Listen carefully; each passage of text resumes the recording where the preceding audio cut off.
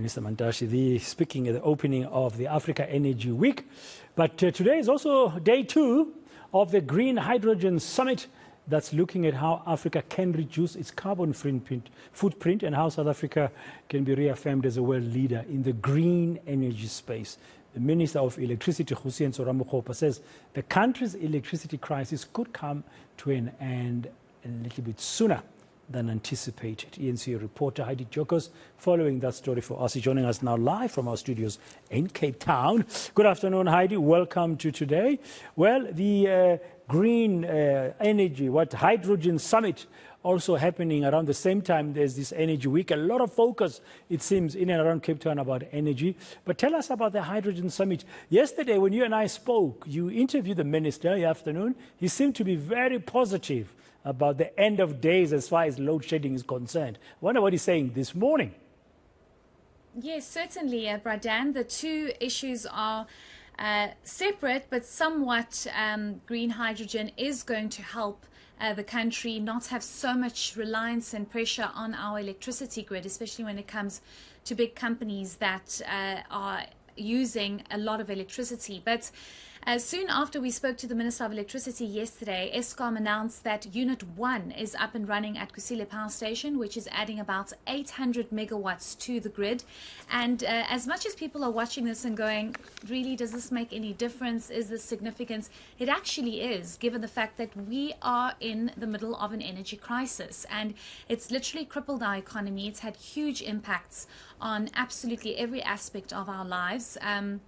I mean, you even have the Reserve Bank governor going as far as saying the country needs to sort out its energy crisis. It needs to sort out this massive issue of load shedding. And we soon found out that Unit 1 is up and running at Kusile. It's one of our newest power stations, but one of our most problematic, as at one point we had not even one unit up and running at Kusile, but now we do. And this is adding 800 megawatts, so it's possibly one stage lower of load shedding, which is a significant move. As South Africans, we will take it.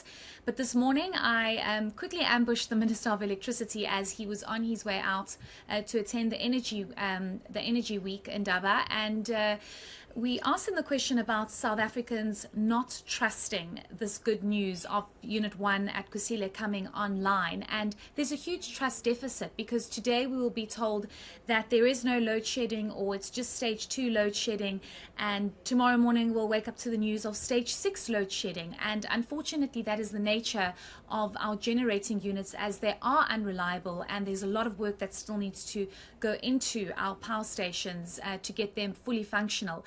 But the minister says this has absolutely nothing to do with the fact that elections are around the corner, because I posed the question to him to say, South Africans don't trust you, they don't trust this, the fact that load shedding has been reduced, and people believe that this has all to do with trying to win South Africans over for elections next year. And the minister says it has absolutely nothing to do with this. It's got to do with the fact that they've diagnosed the problem at our power stations, and their aim is to eliminate load shedding. Let's listen to the minister. That everything to do with the elections would have wanted to save jobs much earlier. There are people, as I speak to you now, who have lost jobs as a direct result of load shedding. Load shedding presents a structural constraint. The reason why there's an in-year budget deficit is because of load shedding. What does that do? It means that we must scale down on some of government's programs. It means that our ability to roll out the infrastructure is undermined, and that's a result of load shedding. So we have every intention of ensuring, 1, we protect the jobs, 2, we retain the jobs that have been lost, 3, we allow the South African economy to grow, and 4, we're able to invest back that money that we collect through the National Revenue Fund to be invested in social infrastructure. Where we are now, load shedding is a major subtraction. People are out of jobs. I mean, this is real. People are going hungry. This is real.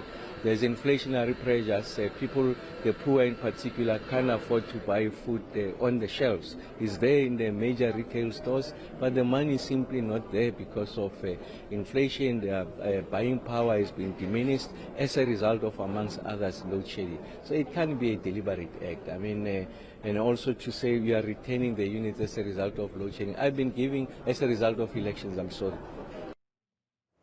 Yeah, I'm sure the minister, Heidi, you've covered quite a number of his visits around the country power stations. He would understand our professional skepticism when one unit comes back on stream after that disaster that affected the new power station.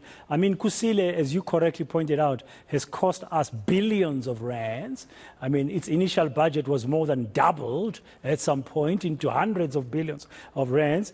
And now one unit comes on stream. We have to be skeptical to say, is this sustainable? While you are looking at hydrogen as a source to help the grid, we want to know if we will be having any more load shedding or not. What was your sense, I mean, about this hydrogen summit?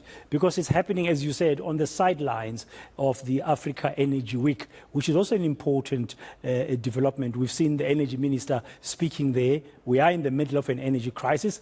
And fingers crossed, in 2 weeks' time, Quebec Unit 1 might be back on stream. Yes, and you touched on an important point about the budget for Kusile Power Station almost doubling because of that flue duct that was damaged last year and them needing to bypass the system to get Kusile's one chimney to be up and running. That on its own has cost about 250 million rand.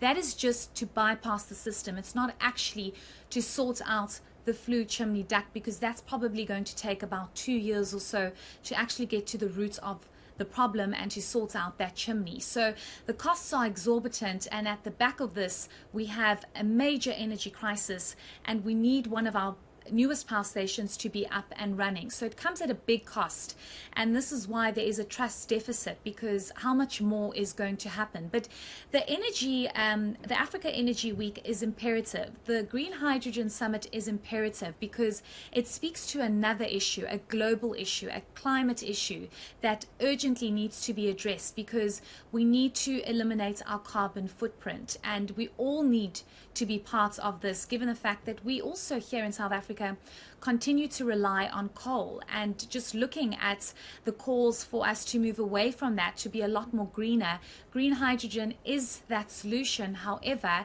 it's going to take some time. It's not an immediate solution. Billions of rands need to be pumped in. I spoke to one delegate that's from the Netherlands that indicated that they are willing to help South Africa with the finances, with the money that's needed. But that's obviously because they will get green hydrogen in return, as we will be exporting this, especially to European countries that are also looking to go a whole lot greener.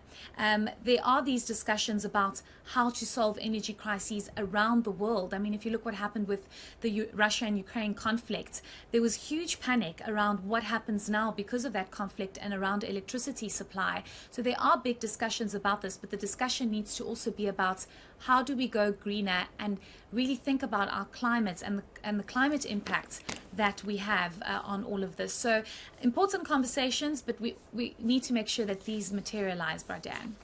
Thank you very much, Heidi, for that comprehensive overview. It is tough times indeed, and let's hope the way forward will be as positive as Minister Khusienso Ramokgopa told you yesterday and this morning. They need to understand our professional skepticism after so much money has been spent on building 2 power stations, Kusile and Mudupi, and Kusile has become a biggest failure up to now and still eating a lot of our hard-earned taxpayers' money and not providing us a very stable supply of energy. So we have every right to become skeptical and doubt you, Minister Khusienso Ramokgopa.